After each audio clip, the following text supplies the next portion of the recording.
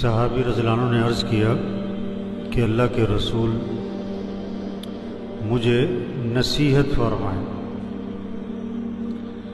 آپ نے فرمایا کہ نماز پڑھو تو یہ سمجھ کر پڑھا کرو کہ ہو سکتا ہے یہ نماز میری زندگی کی آخری نماز ہو۔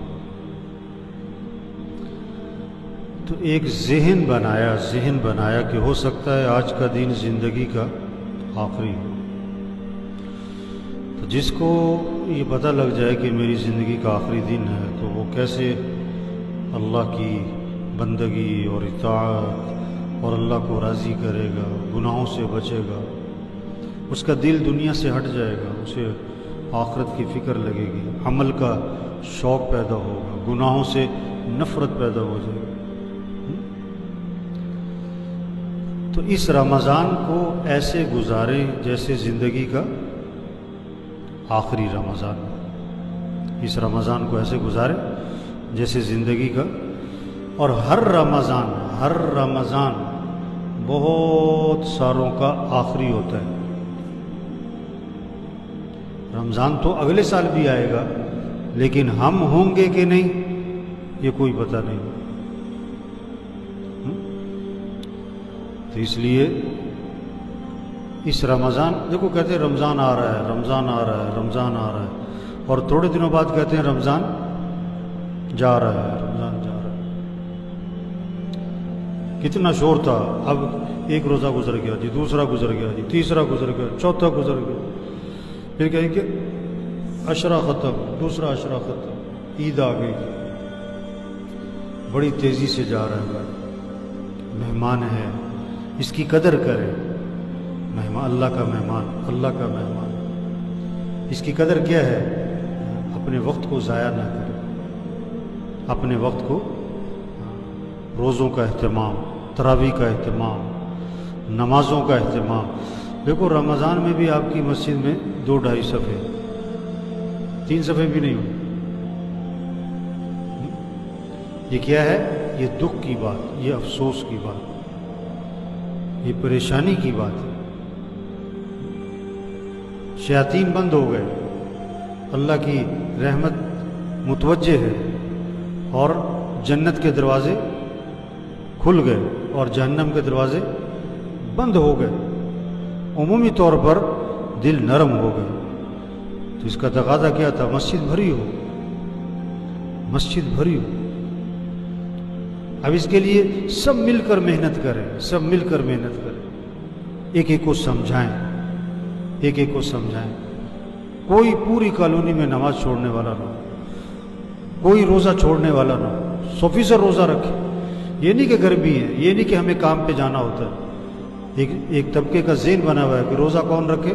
جو فارغ ہے، ہم نے تو کام پہ جانا ہوتا ہے۔ صحابہ وہ فارغ ہوتے تھے، جب قرآن میں حکم آیا روزہ رکھنے کا تو صحابہ کے کام کوئی نہیں ہوتے تھے۔ ایک طبقہ کیا کہتا ہے؟ ہمارے گھر کون سا اے سی لگا ہے جی؟ روزہ کوئی نہیں رکھتے، کہتے ہمارے گھر کون سا اے سی لگا ہے؟ تو صحابہ کے گھر اے سی لگے ہوئے تھے۔ جب قرآن میں حکم آیا روزہ رکھو تو گھر گھر اے سی لگے ہوئے تھے۔ روزہ رکھنا ہے، ہر مسلمان میں جذبہ ہو، ہم اللہ کے بندے ہیں، ہمیں اللہ کی ماننی ہے، ہمیں گرمی سردی کو نہیں دیکھنا، ہمیں بھوک پیاس کو نہیں دیکھنا، ہمیں تو اللہ کے حکم کو دیکھنا ہے۔ روزہ رکھنا ہے، تراویح پڑھنی ہے۔ ایک بہت بڑا طبقہ ہے تراویح پڑھتا ہی نہیں، اس کی نیت ہی نہیں۔ صحابہ چھوٹے چھوٹے بچوں کو روزے رکھواتے تھے، چھوٹے چھوٹے بچوں کو، اور شام پڑ جاتی اور تو انہیں کھلونے دیتے تاکہ کھیلتے رہیں اور وقت پورا ہو جائے۔ یہ جذبہ پیدا کریں، روزہ رکھنا ہے، تراویح پڑھنی ہے۔ یہ قرآن کا مہینہ، رمضان قرآن کا مہینہ ہے۔ رمضان میں قرآن نازل ہوا، ساری آسمانی کتابیں رمضان میں نازل ہوئی۔ گھروں میں فضا بنے قرآن پاک کی، 5 سپارے روزانہ، 6 سپارے، 8 سپارے، 4 سپارے، 2 سپارے، کم از کم 1 سپارہ۔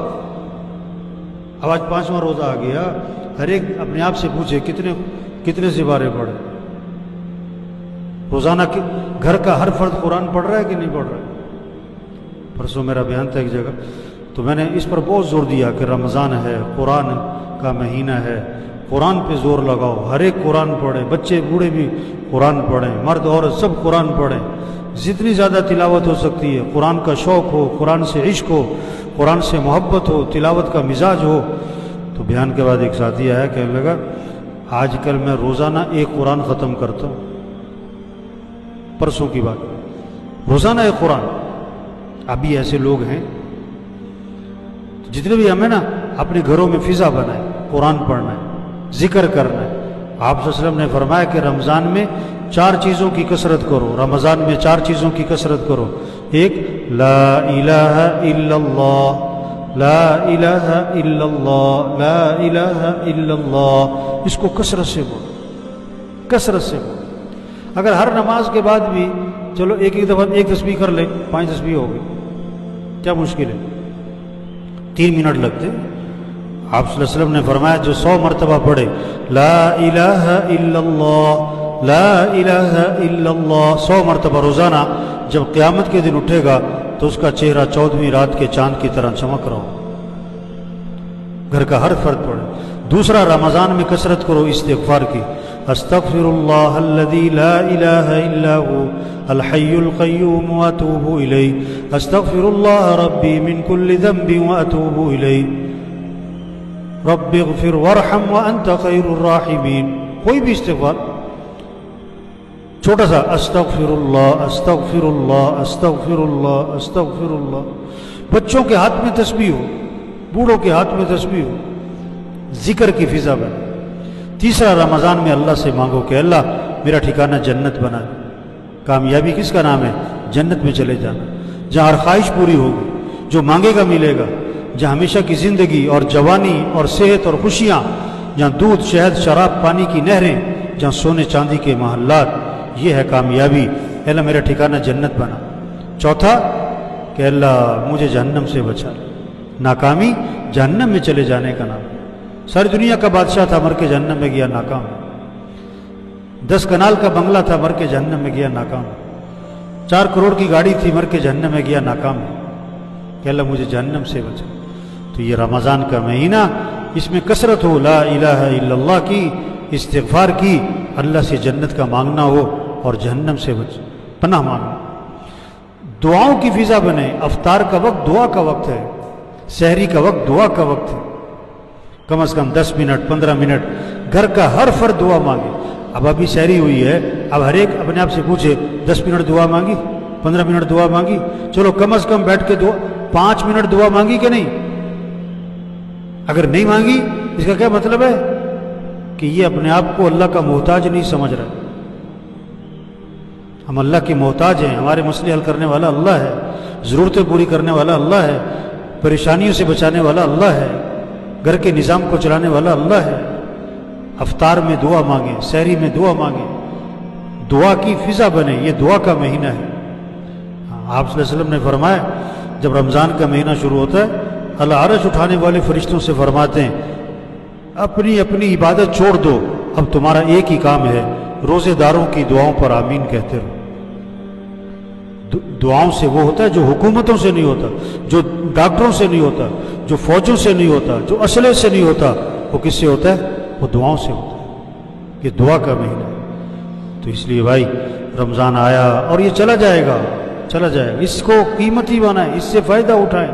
نمازیں ہوں، تراویح ہو، روزے ہوں، قرآن کی تلاوت ہو، ذکر ہو، دعاؤں کی کثرت ہو، اور پھر اپنی زبان کی حفاظت کریں۔ حدیث میں آتا ہے جو بری بات کہنا نہیں چھوڑتا، اللہ کو کوئی ضرورت نہیں اس بات کی کہ وہ کھانا پینا چھوڑ دے۔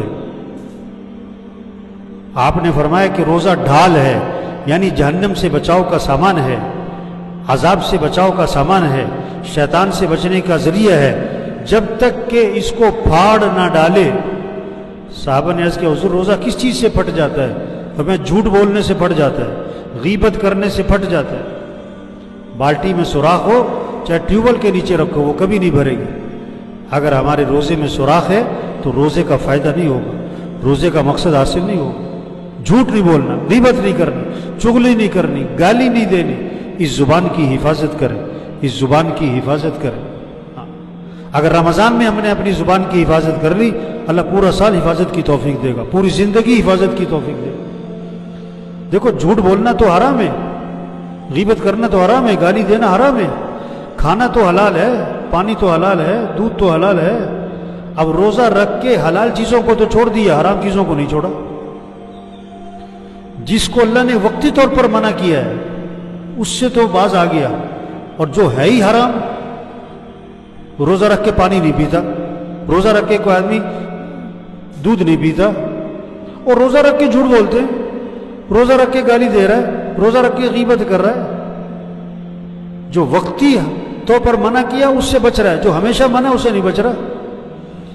تو اس لیے بھائی اپنے روزے کو قیمتی بنائیں، اپنی زبان کی حفاظت کریں، اپنے اخلاق اچھے بنائیں، اپنے اخلاق اچھے بنائیں۔ صاف حدیث میں آتا ہے قطع رحمی کرنے والا جنت میں نہیں جائے گا۔ تو بھائی دیکھو موقع ہے اس وقت، دل نرم ہے، ایک ایک کو یہ بات سمجھائیں۔ حضرت محمد صلی اللہ علیہ وسلم آخری نبی ہیں، قیامت تک کوئی نبی نہیں آئے گا نا، تو یہ بات ایک ایک کو سمجھانا، ایک ایک کو بتانا، یہ مسلمان کے ذمے ہے۔ تبلیغ کا کام انبیاء کا کام ہے، اور یہ سب سے بڑا کام ہے، اور یہ کام مسلمان کے ذمے ہے۔ کوئی کرے نہ کرے اس کی اپنی مرضی ہے، ذمے تو ہر مسلمان کے۔ یہ بات لوگوں کو سمجھاؤ، یہ بات لوگوں کو پہنچاؤ۔ تو سب نیت کریں بھائی، لوگوں کو یہ بات سمجھانے کی کوشش کریں گے انشاءاللہ۔ اپنے اپنے گھروں میں فضا بنائیں، نماز کی فضا، قرآن کی فضا، ذکر کی فضا، دعاؤں کی فضا، اعمال کی فضا بنائیں۔ گھر کے سارے افراد اپنا نظام الاوقات بنائیں، یہ نہیں کہ سو رہے ہیں تو سو رہے ہیں، بیٹھے ہیں تو بیٹھے ہیں۔ اور سب سے بڑا نقصان کا جو سبب ہے اس وقت، اور سب سے بڑا جو نقصان کا آلہ ہے اور انسان کے وقت کو ضائع کرنے والی چیز ہے، وہ موبائل ہے۔ جسے دیکھو کس پہ لگا ہوا ہے؟ موبائل پہ لگا۔ صرف بچے نہیں، بڑے بھی، جسے دیکھو موبائل۔ روزانہ 4 5 6 گھنٹے لوگوں کے کس پہ لگ رہے ہیں؟ 4 5 6 گھنٹے لوگوں کے موبائل پہ لگ رہے ہیں۔ توبہ۔ جو وقت قرآن پہ لگتا، جو وقت ذکر پہ لگتا، جو وقت دعاؤں پہ لگتا، جو وقت وہ کہاں لگ گیا؟ موبائل۔ تو کم از کم اس رمضان کے مہینے میں کوشش کریں کہ موبائل سے جان چھوڑو۔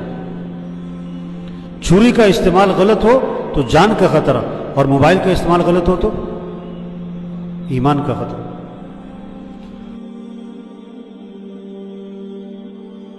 ہمارے پیج ایمان و یقین کو لائک کریں اور ویڈیو کو زیادہ سے زیادہ شیئر کریں۔